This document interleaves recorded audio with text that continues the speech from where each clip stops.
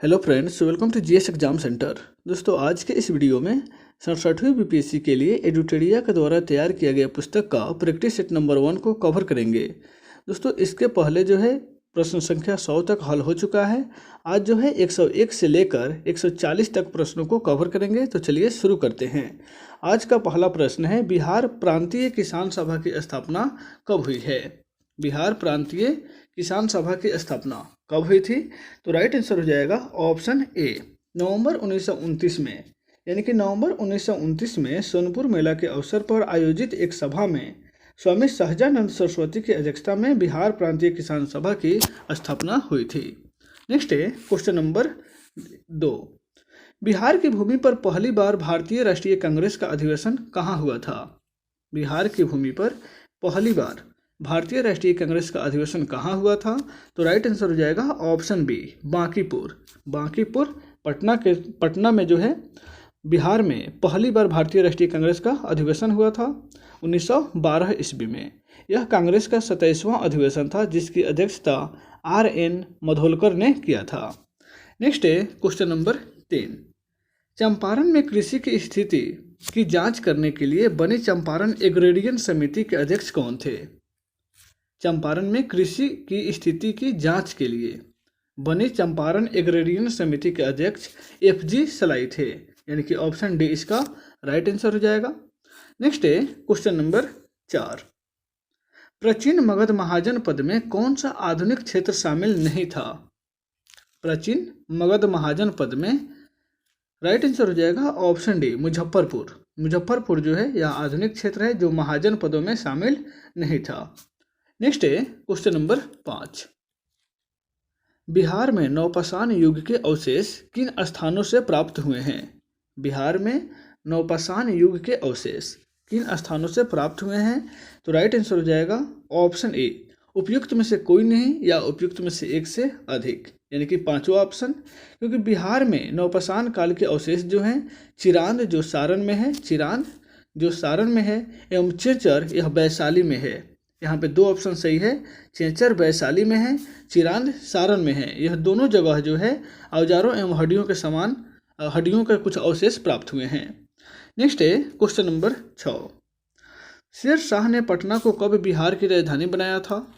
शेर शाह के द्वारा पटना को कब बिहार की राजधानी बनाया गया था? तो राइट आंसर हो जाएगा ऑप्शन सी, 1541 ईस्वी में। शेर शाह ने 1541 ईस्वी में पाटलिपुत्र को बिहार की राजधानी बनाया था। नेक्स्ट है क्वेश्चन नंबर 7। तुगलक काल में बिहार की राजधानी कहाँ थी? तुगलक काल में बिहार की राजधानी कहाँ थी? तो राइट आंसर हो जाएगा ऑप्शन सी, बिहार शरीफ, बिहार। नेक्स्ट है क्वेश्चन नंबर 8। वर्तमान पटना कॉलेज किस यूरोपीय कंपनी की फैक्ट्री थी? वर्तमान पटना कॉलेज जो है वह किस यूरोपीय कंपनी की फैक्ट्री थी? तो राइट आंसर हो जाएगा ऑप्शन सी, डच की। नेक्स्ट है क्वेश्चन नंबर 9। प्रसिद्ध नर्तकी आम्रपाली का संबंध किस नगर से था? प्रसिद्ध नर्तकी आम्रपाली का संबंध, तो राइट आंसर हो जाएगा ऑप्शन डी, वैशाली। वैशाली से जो है आम्रपाली का संबंध रहा है। नेक्स्ट है क्वेश्चन नंबर 10 है, किस प्राचीन ग्रंथ में पहली बार वर्तमान बिहार के भौगोलिक क्षेत्र की चर्चा मिलती है? तो राइट आंसर हो जाएगा ऑप्शन ए, शतपथ ब्राह्मण में। ऑप्शन ए इसका राइट आंसर हो जाएगा। नेक्स्ट है क्वेश्चन नंबर 11। जब प्रकाश एक से दूसरे माध्यम में प्रवेश करती है तो उसके तरंगदैर्घ्य पर क्या प्रभाव पड़ता है? जब प्रकाश एक से दूसरे माध्यम में प्रवेश करती है तो उसके तरंगदैर्घ्य पर क्या प्रभाव पड़ता है? तो राइट आंसर हो जाएगा ऑप्शन ए, परिवर्तित हो जाता है। ऑप्शन ए इसका राइट आंसर हो जाएगा, क्योंकि जब एक से दूसरे माध्यम में जब वो प्रवेश करती है तो उसका तरंगदैर्घ्य जो है वह परिवर्तित होता है। नेक्स्ट है क्वेश्चन नंबर 12। दिए गए विकल्पों में से कौन सा मिलान सही नहीं है? इसमें से आपको बताना है कि कौन सा विकल्प का जो मिलान जो है वह सही नहीं है। तो यहाँ पर राइट आंसर हो जाएगा ऑप्शन ई, उपयुक्त में से कोई नहीं या उपयुक्त में से एक से अधिक। यहाँ पर देख लेते हैं, मैनोमीटर जो है वह गैसों का दाब है, यानी कि यह ऑप्शन सही है। पायरोमीटर से उच्च तापमान मापा जाता है, यह भी सही है। ऑडियोमीटर से ध्वनि की तीव्रता मापी जाती है और हाइग्रोमीटर से सापेक्ष आर्द्रता मापा जाता है, यानी कि चारों ऑप्शन इसमें सही है। नेक्स्ट है क्वेश्चन नंबर 13, SI पद्धति में कितने मूल मात्रकों को स्वीकार किया गया है? SI पद्धति में 7 मूल मात्रक हैं। यहाँ पे ऑप्शन बी इसका राइट आंसर हो जाएगा। नेक्स्ट है क्वेश्चन नंबर 14, निम्नलिखित में से पदार्थ के अम्लीय या क्षारीय होने का प्राकृतिक सूचक कौन सा है? यहाँ पे दिए गए ऑप्शन के अनुसार बताना है कि प्राकृतिक सूचक कौन सा है जो बताता है कि यह पदार्थ अम्लीय है या क्षारीय। तो यहाँ पे राइट आंसर हो जाएगा ऑप्शन डी, यानी कि 1, 2, 3, 4, यानी कि लिटमस है, हल्दी है, वनीला और लौंग, ये चारों जो है अम्लीय या क्षारीय होने का प्राकृतिक सूचक बताता है। नेक्स्ट है क्वेश्चन नंबर 15, फाइबर ऑप्टिकस किस सिद्धांत पर कार्य करती है? फाइबर ऑप्टिकस किस सिद्धांत पर कार्य करती है?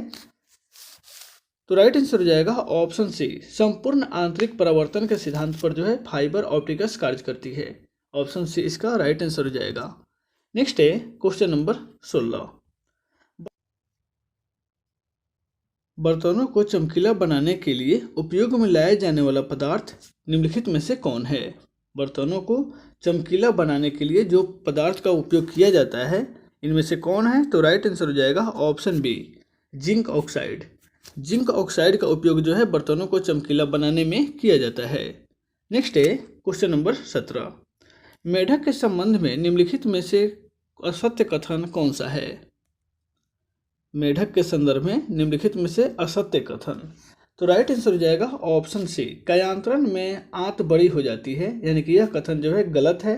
कयांतरण में आंत बड़ी हो जाती है, क्योंकि इसमें जो है राइट आंसर होगा कयांतरण में आंत छोटी हो जाती है। इससे मांसाहारी भोजन को पाचन में सहायता मिलती है। नेक्स्ट है क्वेश्चन नंबर 18, निम्न में से कौन सी रसायन मच्छर भगाने वाली दवाओं में सक्रिय रूप से पाई जाती है? इनमें से कौन सी रसायन जो है वो मच्छर भगाने वाली दवा में पाई जाती है? तो राइट आंसर हो जाएगा ऑप्शन बी, एलिथ्रीन। एलिथ्रीन जो है मच्छर भगाने वाले दवाओं में पाई जाती है, जो कि एक संश्लेषित कीटनाशक है। नेक्स्ट है क्वेश्चन नंबर 19, एक कार्बन क्रेडिट का मान कितना होता है? एक कार्बन क्रेडिट का मान कितना होता है? तो राइट आंसर हो जाएगा option C, 1000 gram carbon dioxide के बराबर होता है एक कार्बन क्रेडिट का मान। नेक्स्ट है क्वेश्चन नंबर 20, मानव शरीर के भार का कुल कितना हिस्सा ऑक्सीजन होता है?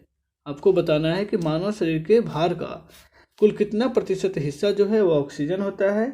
तो राइट आंसर हो जाएगा ऑप्शन डी। नेक्स्ट है क्वेश्चन नंबर 21, निम्नलिखित में से कौन सुमेलित नहीं है? इनमें से बताना है कि कौन सुमेलित नहीं है। तो राइट आंसर होगा ऑप्शन डी, तांबा। तांबा गैल्वेनीकरण, यह जो है गलत है क्योंकि जस्ता गैल्वेनीकरण होता है, बाकी सही है। मैग्नीशियम आतिशबाजी के दौरान, मैग्नीज जो है फर्टिलाइजर है, टंगस्टन का उपयोग इलेक्ट्रिक बल्ब में किया जाता है, और तांबा की जगह पर यदि जस्ता होता है जिसका उपयोग गैल्वेनीकरण में होता है, तो यहाँ पे यह जो है सुमेलित नहीं है, ऑप्शन डी। नेक्स्ट है क्वेश्चन नंबर 22, फास्फोरस का कौन सा अपरूप अंधेरे एवं वायु में रखे जाने पर जल उठता है? फास्फोरस का कौन सा अपरूप जो है वह अंधेरे में तथा वायु में रखे जाने पर जलता है? तो राइट आंसर हो जाएगा ऑप्शन बी, श्वेत फास्फोरस। श्वेत फास्फोरस जो है अंधेरे में रखने पर या वायु में रखने पर जल उठता है। नेक्स्ट है क्वेश्चन नंबर 23, निम्नलिखित में से किसकी मात्रा अम्ल वर्षा में सबसे अधिक होती है? अम्ल वर्षा में सबसे अधिक इनमें से किसकी मात्रा होती है? तो वह होता है H2SO4 यानी कि सल्फ्यूरिक अम्ल। ऑप्शन बी इसका राइट आंसर हो जाएगा। नेक्स्ट है क्वेश्चन नंबर 24, चूहे मारने की दवा में किस रसायन का प्रयोग मुख्य रूप से किया जाता है? चूहे मारने की दवा में मुख्य रूप से जिंक फॉस्फाइड का उपयोग किया जाता है, यानी कि ऑप्शन ए इसका राइट आंसर हो जाएगा। सॉरी, यहाँ पे जो है चूहे मारने के बीज का निर्माण जो है पोटेशियम साइनाइड से भी किया जाता है। यहाँ पे एक और ऑप्शन है, ऑप्शन सी। तो इस प्रकार से यहाँ पे उपयुक्त में से एक से अधिक, यानी कि 5वां ऑप्शन यहाँ पे राइट आंसर हो जाएगा।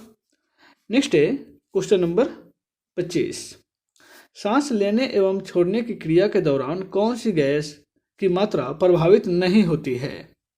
सांस लेने एवं छोड़ने की क्रिया के दौरान कौन सी गैस की मात्रा जो है प्रभावित नहीं होती है?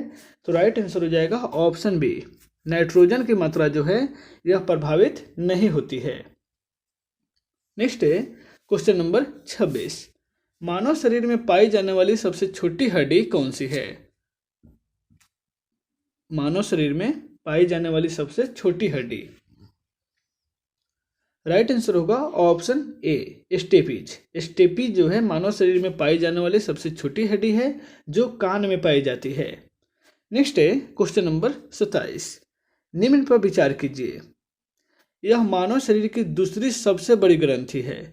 यह विशेष प्रकार की कोशिकाओं से क्षारीय रस स्रावित करता है। अब आपको दिए गए ऑप्शन पर विचार करना है। तो राइट आंसर हो जाएगा ऑप्शन डी अग्नाशय। अग्नाशय जो है मानव शरीर की दूसरी सबसे बड़ी ग्रंथि है और यह विशेष प्रकार की कोशिकाओं से क्षारीय रस स्रावित करता है। नेक्स्ट है क्वेश्चन नंबर 28, निम्नलिखित तत्वों में से पृथ्वी पर सबसे भारी प्राकृतिक तत्व कौन सा है? निम्नलिखित तत्वों में से पृथ्वी पर सबसे भारी प्राकृतिक तत्व कौन सा है? तो राइट आंसर हो जाएगा ऑप्शन ए यूरेनियम। दिए गए ऑप्शन के अनुसार यूरेनियम जो है सबसे भारी तत्व है। नेक्स्ट है क्वेश्चन नंबर 29, निम्नलिखित में से कौन सा तना का उदाहरण नहीं है? इनमें से कौन सा तना का उदाहरण नहीं है? तो राइट आंसर होगा ऑप्शन सी शकरकंद। शकरकंद जो है वह तना का उदाहरण नहीं है, बाकी गन्ना, अदरक और आलू ये तीनों जो है तना है। नेक्स्ट है क्वेश्चन नंबर 30, अभावजन्य रोग किसे कहते हैं? अभावजन्य रोग, राइट आंसर होगा ऑप्शन सी पोषक तत्वों के अभाव के कारण होने वाले रोग को अभावजन्य रोग कहा जाता है। यहाँ पे ऑप्शन सी इसका राइट आंसर हो जाएगा। नेक्स्ट है क्वेश्चन नंबर 31, मलेरिया से प्रभावित होने वाला अंग कौन सा है? मलेरिया से प्रभावित होने वाला अंग, तो राइट आंसर हो जाएगा ऑप्शन सी पलीहा। पलीहा जो है मलेरिया से प्रभावित होने वाला अंग है। नेक्स्ट है क्वेश्चन नंबर 32, वस्त्र निर्माण में प्रयोग में लाए जाने वाले ऐसे पदार्थ जिनका स्रोत पादप नहीं होता है उसे क्या कहते हैं? तो उसे कहते हैं संश्लेषित तंतु यानी कि संश्लेषित रेशा। ऑप्शन ए इसका राइट आंसर हो जाएगा। नेक्स्ट है क्वेश्चन नंबर 33, निम्नलिखित में से कौन सा अनुवांशिक रोग नहीं है? इनमें से कौन सा अनुवांशिक रोग की उदाहरण नहीं है? तो वह है डोमेंशिया। डिमेंशिया जो है यह अनुवांशिक रोग नहीं है, यानी कि ऑप्शन ए इसका राइट आंसर हो जाएगा। नेक्स्ट है क्वेश्चन नंबर 34, हमारे शरीर को मुख्य रूप से ऊर्जा प्रदान कौन करता है?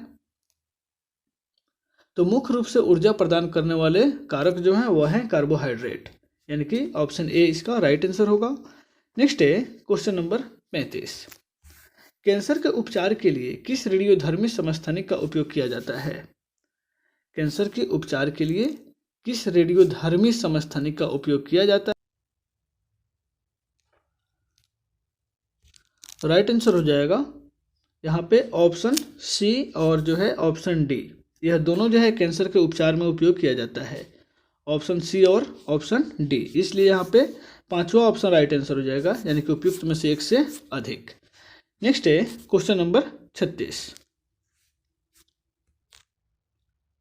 भीड़ नियंत्रण हेतु प्रयोग में लाई जाने वाली आंसू गैस में कौन सी गैस होती है?